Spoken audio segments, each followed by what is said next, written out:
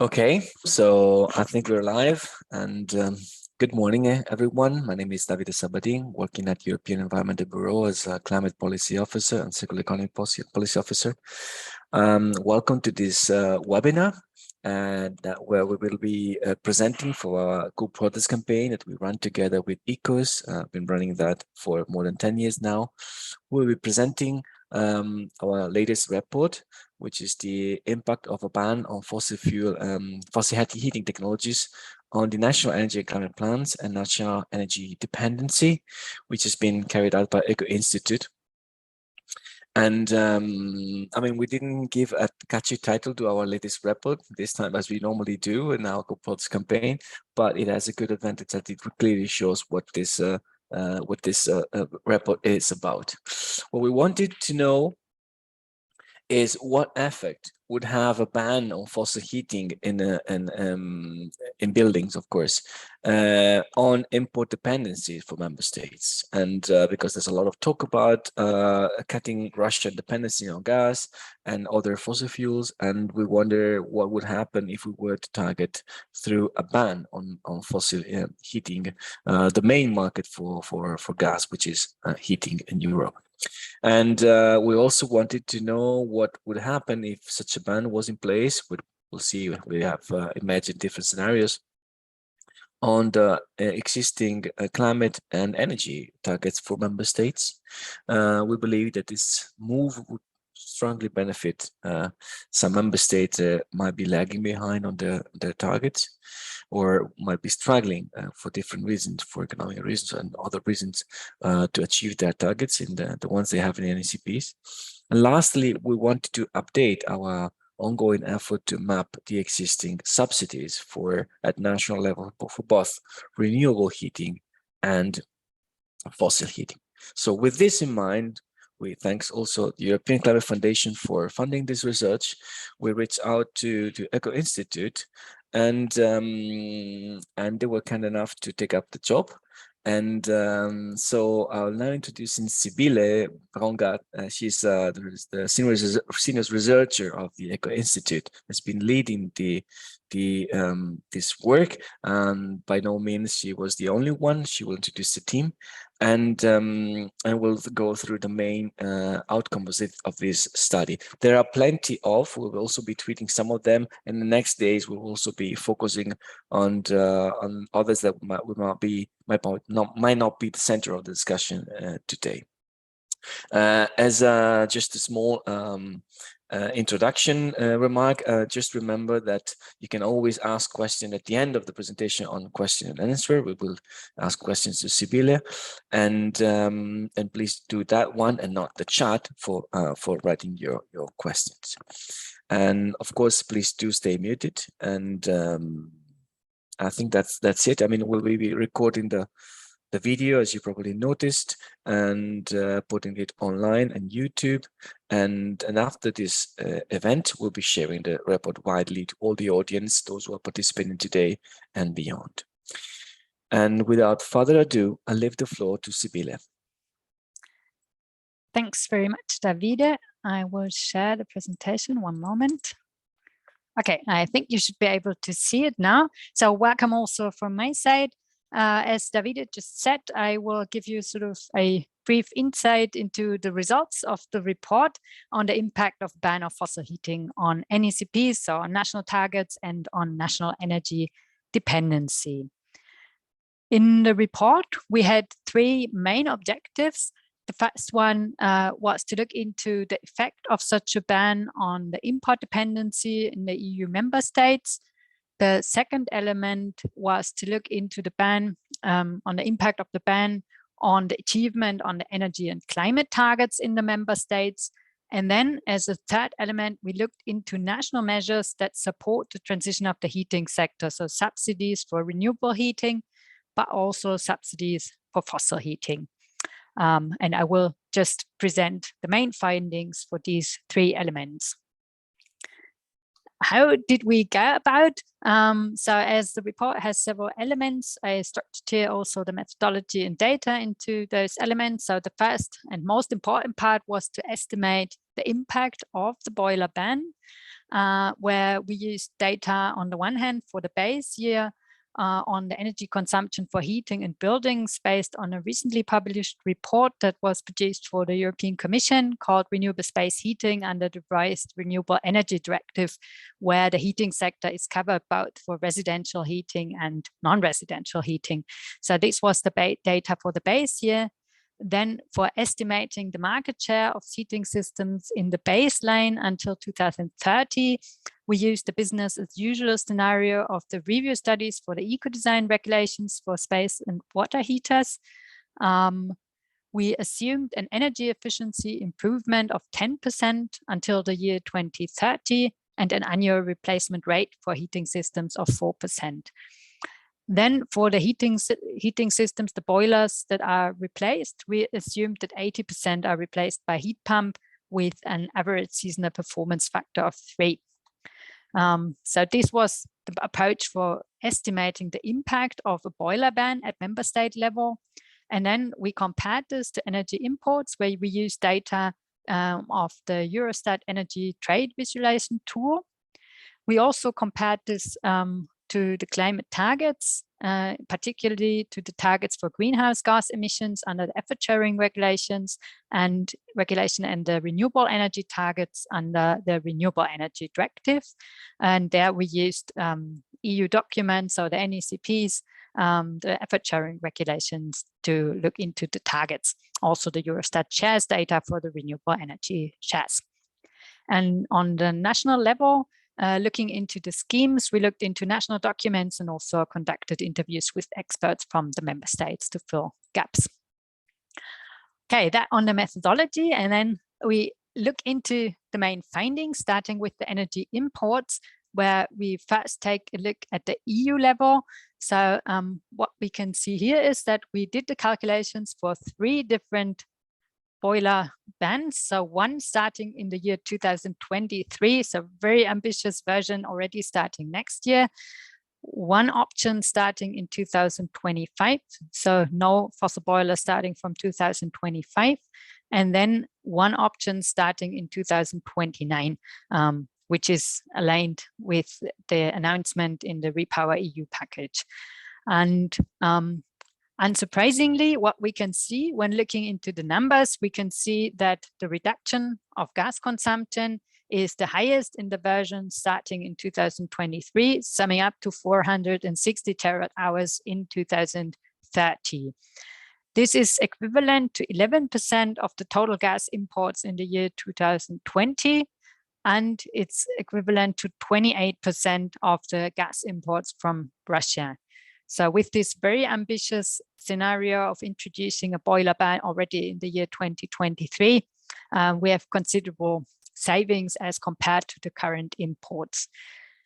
We then look into the starting date 2025, where we have 320 terawatt hours in 2030, amounting to 8% of total savings and 21% of savings from Russia. And then, unsurprisingly, with a boiler ban starting in 2029, we get rather minor impact by the year 2030 of 55 terawatt hours, equivalent to 1% of total savings, 3% of savings from Russia. Now, looking into the member state level, we can see that we get quite different results per member state. So here we again see the 3 different scenarios, starting date 2023, 25, and 29. And we see that the impact on energy imports differs quite strongly. We have one member state, which is Romania, where we can directly see that the impact is much higher than in other countries, which is due to the lower total import levels. And for the remaining countries, we see a range from around 16% to 2% for the starting date in 2025. We then move on to the impact on targets, where we start with the greenhouse gas reduction targets under the effort sharing regulation.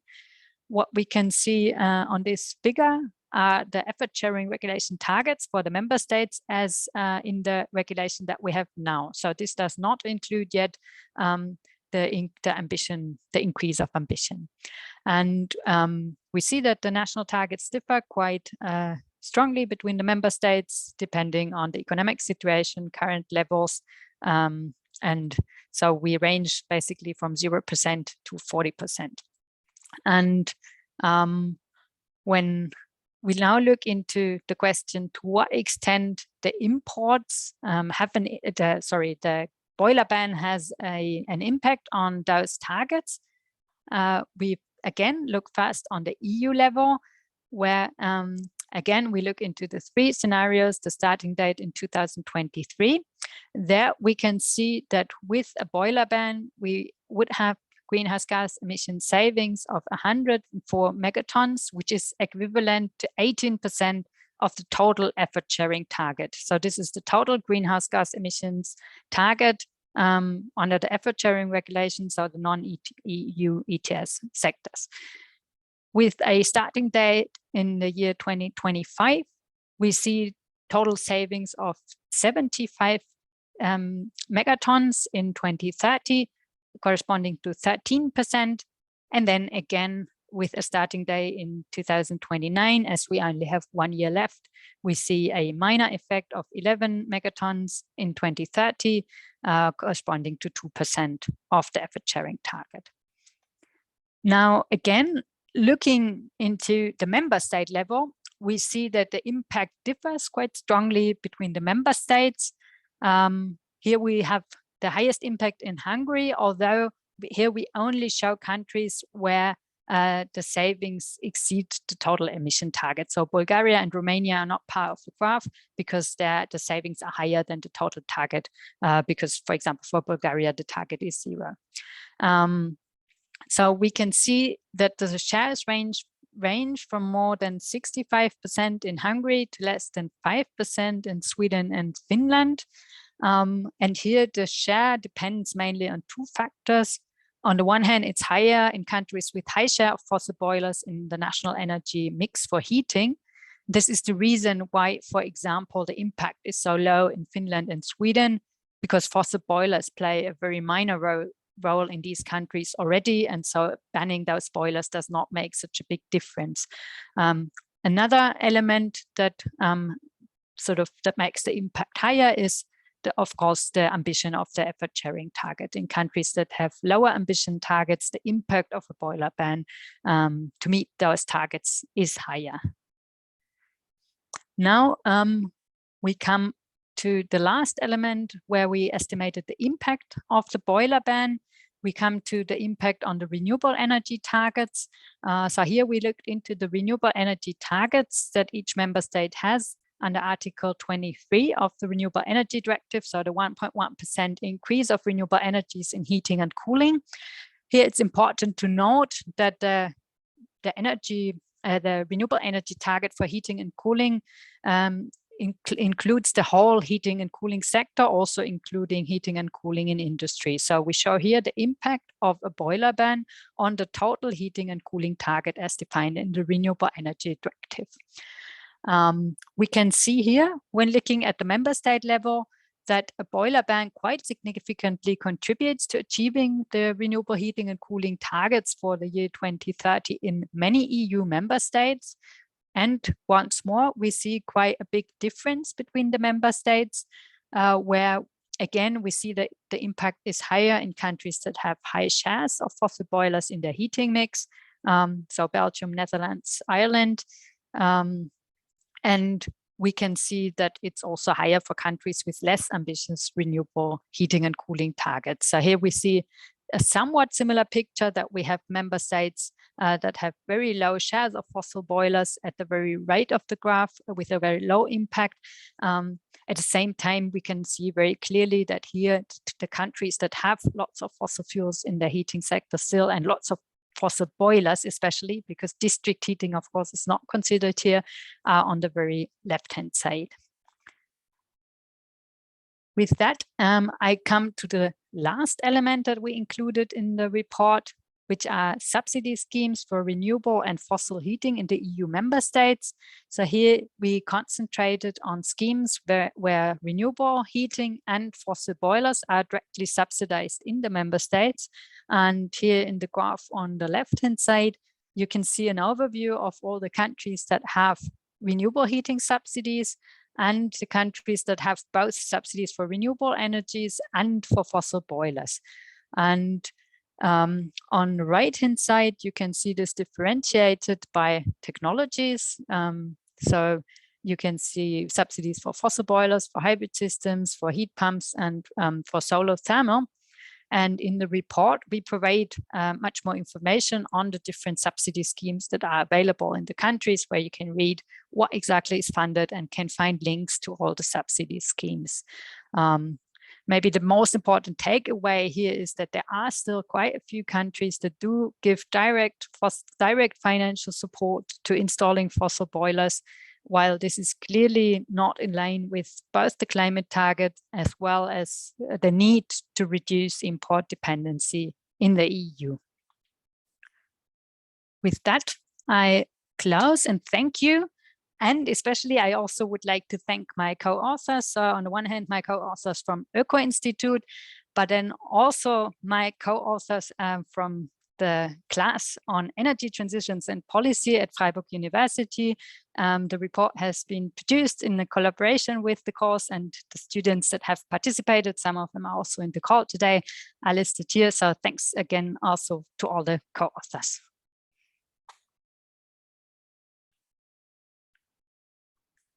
Thank you, Sibylle.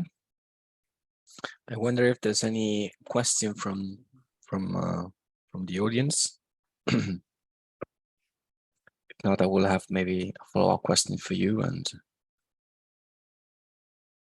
any question from the audience? Or was it all very clear? So my question for you, Sibylle, it would be, I have two questions for just a follow-up. Would you explain more, like, I mean, 4% is the rate of a change of turnover of the heating systems that you have taken into consideration in your model. So in my eyes, this is also a little bit to some extent conservative, because one would think that with the EPBD and EED being revised, there will be some push to renovate the heating systems, even those which are not necessarily come to the end of life. I mean, which is the consideration you made, because you consider like 25%, 25 years lifespan for and therefore 4% in a year in terms of turnover. I mean, why was it so? Why did you go for such a conservative estimate? Do you think it would be too risky to have a higher share of turnover in the model? Yeah, thanks for the question. It's a good question. And also we have discussed this number quite intensively. So basically it's based on an estimate that was produced in an EU project, Horizon 2020 project, as an average for the member states. And I guess now recently we see higher exchange rates in many member states, but to some extent we wanted to have rather a conservative approach. But you're completely right that if exchange rates increase, then of course the impact will also be much higher. Okay, so Antonio, thanks. And indeed, how higher would that be according to you? Because Antonio was asking from the floor if there was like for instance, say a doubling of the rate of replacement of gas boilers. Do you think that this would have a linear effect on the reduction of gas imports? I mean, it always depends on the assumption on the baseline, because if we assume really a doubling, which would be sort of a very strong change, then probably the main driver would be already that people want to move out of fossil fuels. And then, of course, one would also have to assume a bit more renewables in the baseline. So it would not be a complete doubling. But of course, changing by 1% it makes a bit difference. So we actually did the calculations also for 5% exchange. I don't remember the exact numbers, but it was considerably higher. Right. And we have a question from Leonard Wurstener. How do you expect your results to change when considering boilers running on renewable fuels, such as recycled carbon fuels? Well, then it, of course, depends on the emission factors that one assigns to such fuels. So for our calculations, we assume that the majority of boilers is exchanged by heat pumps, and then we put into assumptions on the emission factor of electricity, which is then again shown in the results, so that we have the emissions that are caused by the electricity consumption are included in the emission savings. And then if we assume a different technology mix as a replacement for the fossil boilers, then of course it depends on the assumptions on the emissions of those fuels. And lastly, you were mentioning in slide number 8 that there's a high share of renewables target being achieved through this ban on heating and cooling. Can you also go back to that? I mean, not physically. I mean, it was like, I mean, like, can you go back to that figure, reminding us what is in the denominator and what is in the numerator in this fraction, meaning what is the what kind of target we're looking at in that case? So actually, maybe I just share the slide once more. So the renewable energy share for heating and cooling includes all heating, all energy consumption for heating, including space heating and process heating. For cooling, the member states have not so far reported energy consumption for cooling because the delegated act has just been published. So for now, basically, it's just heating. And so in the denominator, we have the whole heating, and in the nominator, we have the renewable fraction. So this includes biomass, solar thermal, and heat pumps and geothermal in the countries that do have this.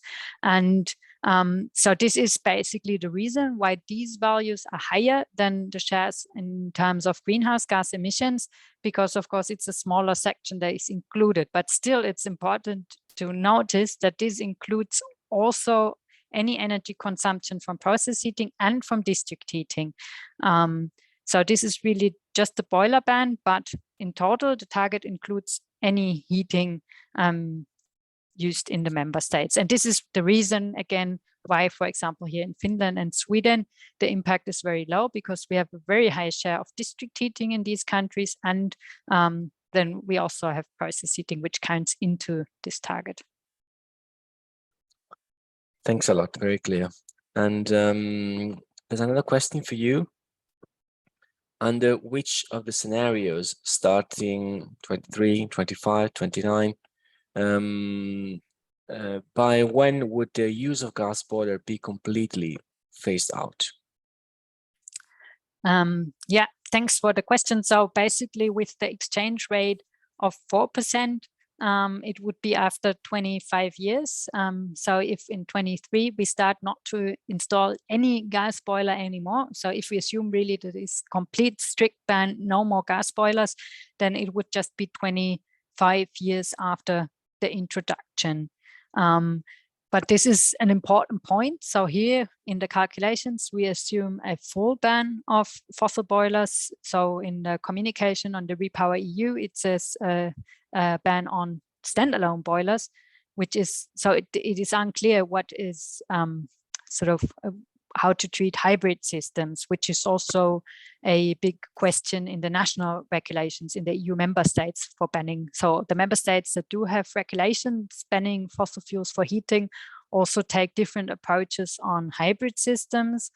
And so in our calculation, we assume that it's a full ban, including hybrid systems. And if this is introduced, then it would be 25 years after introduction. However, if, as Davide suggested, if the exchange rate increases, the replacement rate increases, then of course this would be earlier. Yes, just to complement on what Sibylle just said, of course, we're looking at, we as EB, we stand for a ban, a moment that would allow to keep us on track with the Paris Agreement scenario. Therefore, something that would come not later than, phase out completely all the technology, the fossil technologies by 2040 at the latest. There's a question from Antonio. Maybe this was already explained. Does the boiler ban on the model include all fossil fuels, like also oil and coal, or does it only focus on gas? Yeah, thanks. That's a good question. I did not explain it. It's explained in the report. It does include all fossil fuels. For coal, the impact is quite low because coal boilers are sort of new coal boilers are already playing quite a minor role. For oil boilers, the impact on greenhouse gas emissions is also considerable. So in the numbers that you saw for greenhouse gas emissions, oil boilers also have a share. We only showed the values for gas import. So when looking into import dependency, we only showed the values for gas because for oil, it's much lower. The impact is much lower because just a smaller fraction of the oil that is imported goes into the heating sector.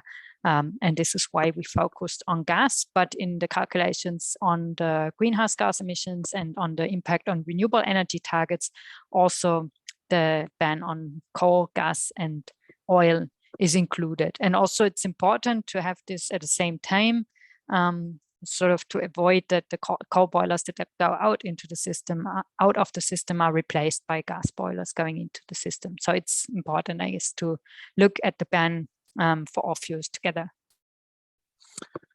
Thank you, Sibylla. We have another question from John Taylor from the Liquid Gas Europe, and he says we need to transition from fossil fuels, and this report clearly indicates the benefits in terms of emissions and targets. But what about the impact on citizens who have low incomes? What about boilers that are able to use renewable liquid gas? How could a blanket ban affect these ones? Yeah, I mean, it was not part of the report to look into the impacts on low-income households. Generally speaking, I mean, of course, there are the two elements: the energy cost and the cost for replacement. And I mean, in the EU, in the Fit for 55 package, one element is also the social climate fund that has been proposed, where subsidies specifically for low-income households are proposed. And there are, of course, ways to help those low-income households in the transition where it may be particularly difficult for them. And then it is, of course, important also in view of the very high energy prices that we have right now. So in the report, it was not part of the report to quantify the effects, but in view of the high energy prices that we have right now, it is, of course, also a benefit to move out of gas and coal and oil. Yes, thanks, Sibylla. I'd like to add to this point that that there's an interesting study from BEUC, the consumers organization, that came out late. I remember either early this year or late last year, that showed that the most expensive option for consumer would be synthetic fuels in heating. And while heat pumps would be by far the cheapest one when taking into consideration lifetime cost of the technologies. Therefore, the problem there was, making the stress that it's important to overcome the problem of the upfront cost, while on the running cost there was no battle. I mean, it was very, very clear that heat pumps were the most affordable technology for including for low-income families once you get rid of the upfront cost. I don't see any further question, and therefore I think that we covered all of the topic. And I'll just remind you that we will be sending the report to those who have registered for this webinar, and we'll also sharing it widely on Twitter, and we'll be sending to the different stakeholders in Brussels. And once again, thanks a lot, Sibylla and Öko-Institut, and all the students of the Freiburg University that participated to this research. Thanks again to ECF for helping us in this work, and thanks all to all my colleagues that have working with me on carrying out this, on delivering on this this report.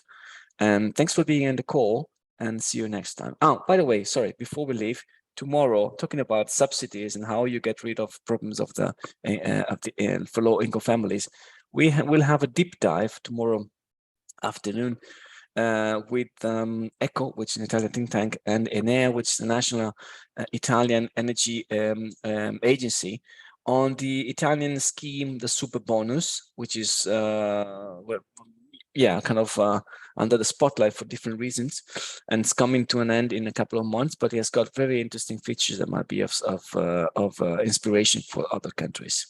So if you're interested, just check out in our website under events and eeb.org/events, and you can register for tomorrow's webinar.